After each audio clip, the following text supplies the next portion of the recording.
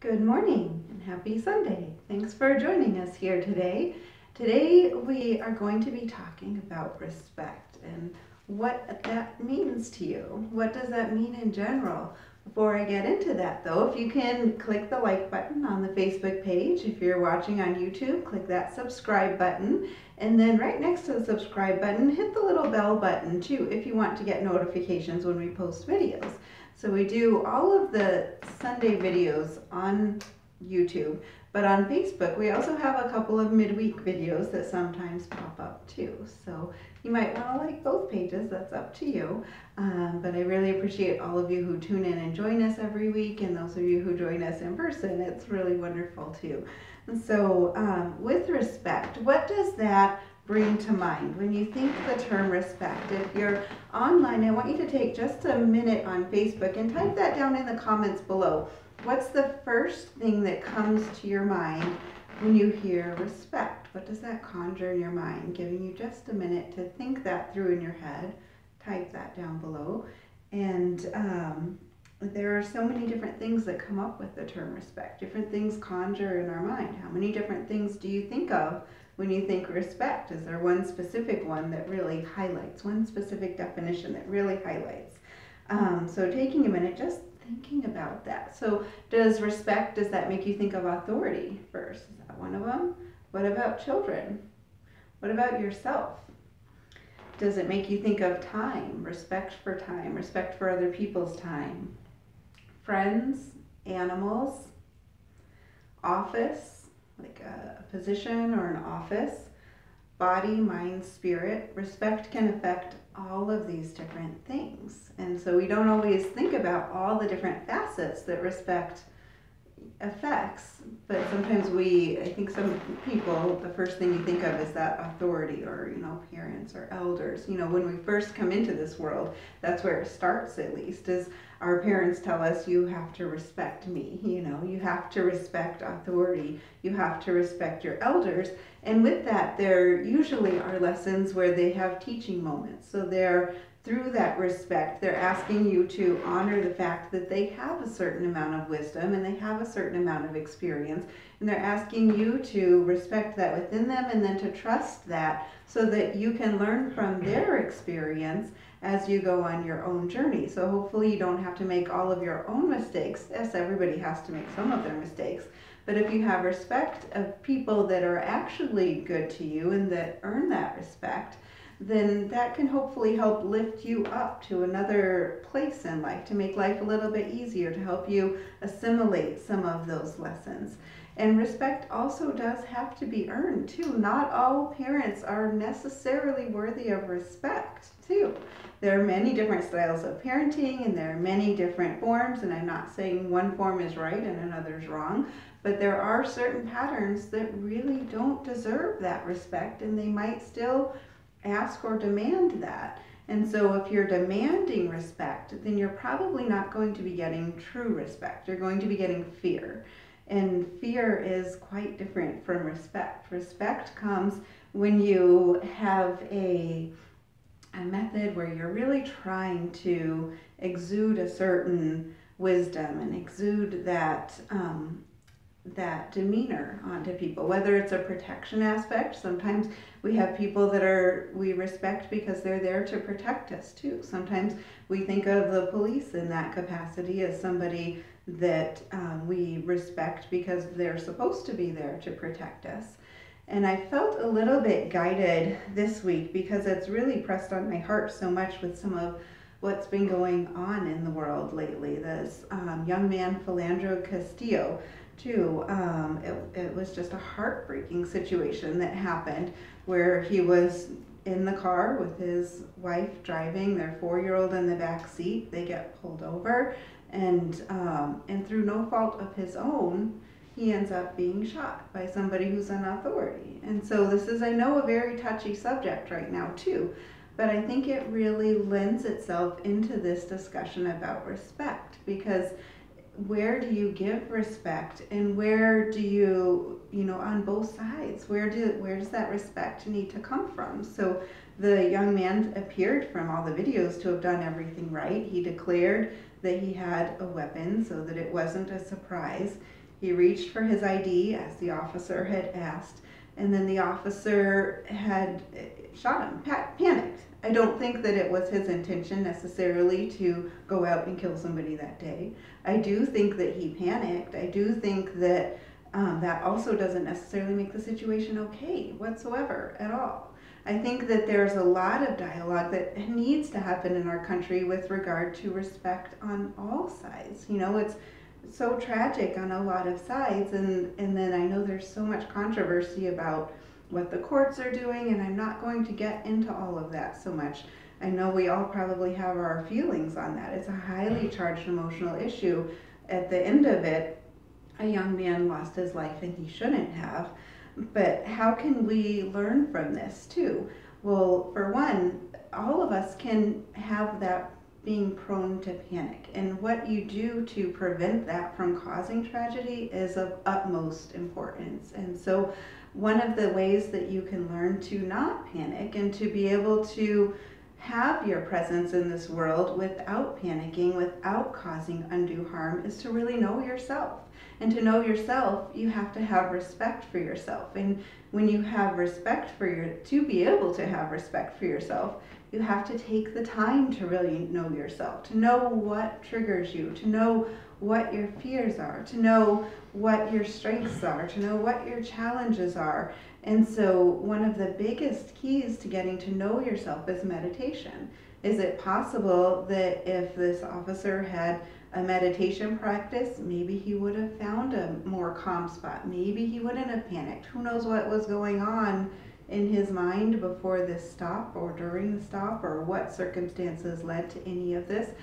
But the critical point is, how could it be prevented? And through meditation, that's a wonderful way to get to know yourself, because when you meditate, you're able to come into yourself, you're able to discover who you are, because you create silence and you drop everything else that's going on in this world, all of the pain, all the sadness, all the anger, all the joy, all the exhilaration, all the everything that is in this life. There's so much that's charged around us and all kinds of energy in this life. Through meditation, you quiet your mind, you let go of all of that, and you go within. And then so when you go within and you're inside yourself, then what comes up? When people first start to meditate, often they have a lot of thoughts that keep coming through, and you're trying to reach that silence, or you're trying to follow the guidance if it's a guided meditation, and you're trying to listen in, and here comes a thought, and here comes a thought, and here comes a thought. And it's all about non-judgment and learning to let those thoughts go. It's not analyzing it. It's not getting angry about it. It's not, thinking about it. It's about going, oh, there's a thought, and you let it go. And there's a thought, and you let it go. And you acknowledge what's coming into you, and you learn to let it go. And then that practice can follow you through all of life. And so you learn that when things come at you in life, you can learn to let them go. And when things come at you in all different areas, if somebody makes you angry, if somebody makes you upset, if somebody makes you fearful, if somebody makes you panic, you learn that instead of instantly reacting, you're able to let it go. And then when you let it go, when you have that calmness inside, then you can assess the situation, then you can evaluate, and then you can act accordingly instead of acting out of panic. And all of that comes into learning to respect yourself and giving yourself the time that it takes so that you can be the best person that you can be, so that you can condition yourself to knowing who you are, so that you can be in control of yourself, and you can be in control of what you do and who you are and what your actions are and what your thoughts are and what your emotions and your feelings are, instead of being driven by the current of life.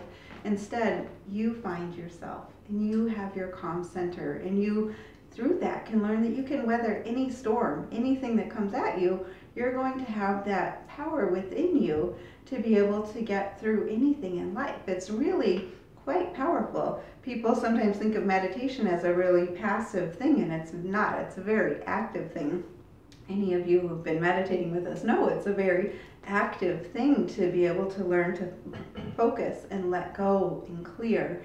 And through that action, you're setting up a whole ground for your life to raise up to that next level. And it really is about respecting yourself, and finding that time to meditate every day is about respecting yourself, because there are so many choices we have that we can do in this world, and so many activities and so many things, both duties that we're required to do and fun things that we enjoy doing. Sometimes those are the same thing, which is a nice balance when you have that. But there are a lot of things. Everybody has to, keep your house clean, mow your lawn, work, all of these different things, balance relationships.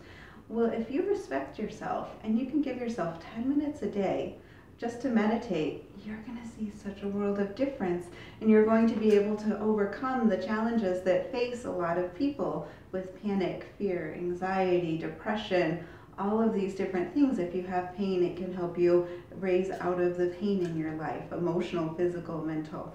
And so I challenge you to really take that time to have that respect for yourself, so that you take that time and then you learn to raise yourself up to that next level. Because when we are better as individuals, when each of us takes the time, respects ourselves, and makes a point to be the best we can as individuals, then as a world we raise up and we learn that we can be a better world, and we can be a better community, and we can be better citizens, and we can be better to humanity, and we can be better to all people on this planet, and to all animals, and to all life on this planet. We can be better. To be better, we have to respect ourselves first, raise ourselves up, because each one of us are the one person that can make a difference in this world. It comes down to each and every single one of us individually to make that difference in this world and to make the world a better place. Also with respect, so we talked a little bit about it relating to authority and to children, to yourself.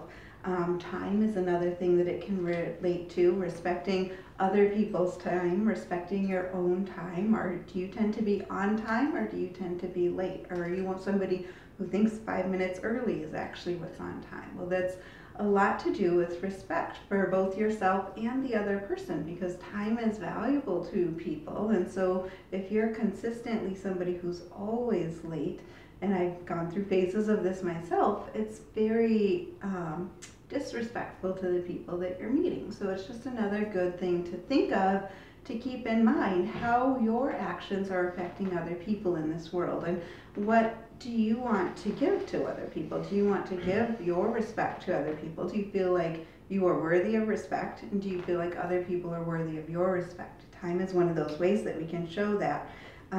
With friends, the same thing. You respect respecting our friends, and the way, let's see, one of the quotes I really liked, we were talking with another friend of ours today, was using your power to uplift people. And this goes across all boards. It made me think of it with talking about friends, but using your power to help uplift people. And so how can you use your wisdom, what you know, your talents, and the things that you think to uplift other people? Well, doing that, then you're giving them respect, because you're giving them that wealth of your knowledge, and they're respecting you for the wisdom that you have. And then you are probably, hopefully, also an open sponge to what they have to say, because we can all learn so much from each other. And in that mutual sharing of knowledge and that mutual sharing of respect is what we're sharing. And so through that, again, we're lifting up the vibration of the planet one individual at a time, because it starts with each and every single one of you to be able to make that change and that difference in the world. And with animals too, I don't know, I know a lot of people think about this. I don't know if you've thought about this yourself, but respecting animals. Are you somebody that when you see a stray cat or a stray dog walking down the road, are you somebody who does something, or do you just turn your head and walk the other way? Because again, through each of us as individuals, we can make such a huge difference. And so spay-neuter is a huge, huge part of that. Being able to, and it's so easy now too with the low-cost clinics and with the help that's available. If you can't afford the low-cost clinics, there's programs out there to help with the cost of spay-neuter. I teach classes on how to safely and humanely trap the cats and get them fixed, and you don't have to handle them at all, and they have a nice, safe surgery and a safe recovery, and then you release them back outside. If that's the only thing you do is you get them fixed, you're being a champion for the animals. You're having a respect for life that's on this planet by getting those animals fixed. And you're making a difference in countless lives because 2 cats can have so many kittens. You figure they can have 2 or 3 litters a year, about 6 kittens per litter, about half of those survive, and then each of those will have 2 or 3 more litters a year, 6 kittens, half of those survive. That's a lot of cats that can pop up in communities everywhere. And when each of you as individuals decide that you're going to just take a weekend of your time and you're going to trap the cats and take them to their surgery appointment and then hold them for an extra day and then release them back outside, you're making an enormous difference. And that karma, that good karma that you're building will come back to you too, because you're showing respect for life. You're showing respect for, that sentient life that we all share on this planet. And then just in doing that act of love, truly you're giving back to yourself at the same time, because we're all one and we're all connected and we're all the same energy. So when you do that for these small animals, then you're showing that love and that respect not only to the animals but to yourself. And then that love and that generosity and that compassion will come back to you as well. If you're willing to do more than that, feed, water, all of those things, that's up to you. That's always a wonderful bonus, but spay neuter is definitely the first and the main thing for helping show respect to the animals. And then the office too, like positions in office. It's another thing that can sometimes be tricky. Sometimes it can be taken advantage of with showing respect. So one of the offices I know that my husband and I both are not really happy with right now is the office of the president. Now that office still holds a certain amount of respect for us, regardless of if we agree with the person who's in there or not, whether we sort of agree or we completely disagree or we completely agree, we will still always have the same amount of respect for the office. Now we might voice our complaints or voice our concerns or state how we feel about certain things, but we hold a certain respect for the office. And so I think it's important to separate out sometimes what our beliefs are and what the respect of a certain position is too. And so it's about learning to have that base level of respect for things that are worthy of our respect, and then not letting that impede us from our opinions or impede us from taking action if we feel like action or change needs to happen, because those are separate things, but to do it in a respectful manner. And then having respect for your own body. Again, it all comes back to ourselves. Having respect for others, whether it's others in certain positions or other animals or other people that we know, it comes back to first needing to have respect for ourselves in order to truly have true respect for anybody else or anything else. So respecting your body is an important thing. What do you eat? How do you take care of yourself? What things do you do for self-care?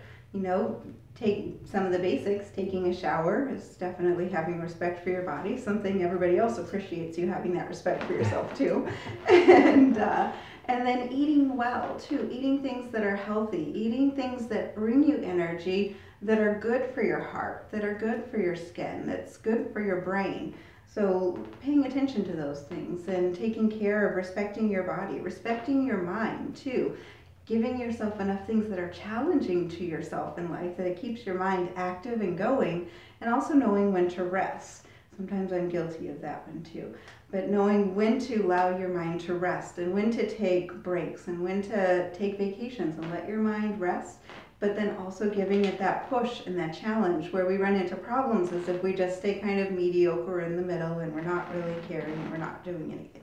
So you want to pull yourself out of that and pull yourself into challenging yourself and giving yourself rest and feeling that ebb and the flow of that challenge, that push, and then resting again. It's a great way to respect your mind and also keep your mind healthy and strong as you age too. The best way to do that is to always challenge it and to learn new things and to try new things. Lumosity is a great website that if you're looking to strengthen your brain and strengthen your mind, Lumosity has a great system of games, and you can actually do it all for free too. They have paid parts, but the free parts will keep you plenty of busy. And so that's a great one for respecting your mind. And then respecting your spirit too. How do you feed your soul? How do you nourish your spirit? How do you take care of yourself, that life, that spark of life within you, that part where joy comes in. What do you do to nourish and feed that? And in so doing, then you're respecting yourself, and you're respecting and you're uplifting your spirit. And so think about how you can do that more too. How can you take care of yourself? Because it's so important to respect yourself, body, mind, spirit, soul, so that you can know and have that respect, so you can then share that with other people as well. And then in doing so, when you change your frequency, and just you as one person, just you, who you are, wherever you are, whoever you are, when you change your vibration and you raise that up and you have that respect and you exude that and you share that with other people, and then you're starting to lift everybody else up around you too, then you are making a huge difference in improving this planet. You are helping humanity grow. You're helping spread humanity. You're helping spread compassion. You're helping spread knowledge, wisdom, all of these things. It's so important to be able to have, but you have to have it yourself in order to share it with other people. So work on doing that. Work on raising your own vibration so that you can make an impact in this world in a positive way. All of us, no matter who we are, what we do, we make an impact in this world every single day. So you can choose what kind of an impact you're making by choosing how you act and how you feel, and how much respect you have for yourself, how much challenge you're giving yourself, how much love you're giving yourself, and then how much love you're sharing with the world, and how you can impact other people. I love that where somebody was talking earlier today, I know I mentioned it once already, but using your power to uplift others. That's really that key part of respect. When we can come in and we can realize that when we attract respect from other people, we can use that as a power to help lift other people up. Power is sharing your wisdom, and this is where respect comes from. The way you treat other people is also how they will respond to you. I think one of our issues in this culture, in this society that we're in America, is so much of it is fear-based. So much of it, from our government to our police force to people in general, the beliefs and the thought processes. I've seen this change, it seems, somewhat in our generation, where, and yes, it was somewhat, our country was somewhat founded on fear and violence, really, but it seems like that keeps coming through generationally, and it goes through waves, and we're going through one of those waves right now where it seems like fear is abundant, and so many people feel like the sky is about to fall down, the earth is about to crumble, and they feel powerless in the process. And so they're grasping at control, and they're grasping at how can I bear hug what's mine, and how can I bear hug and grab whatever it is that I want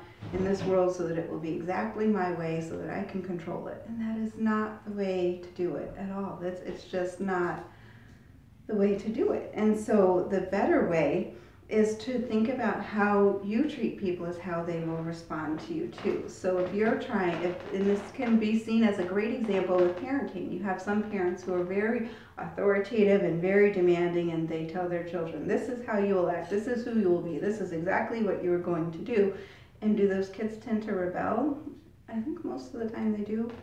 And so instead of that, carefully guiding, just knowing who you are, respecting yourself, and then offering kind and gentle guidance to others in this world, I think is really a great way to start. It's a great place to start, and finding what you see in other people that's just like you, because so much of humanity, whatever country you're from, whatever background you're from, whoever you are, we have so much in common with each other. We have so much in common.